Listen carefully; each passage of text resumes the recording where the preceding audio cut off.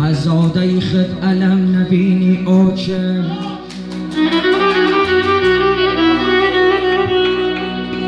در زندگی روزی کم نبینی اوچه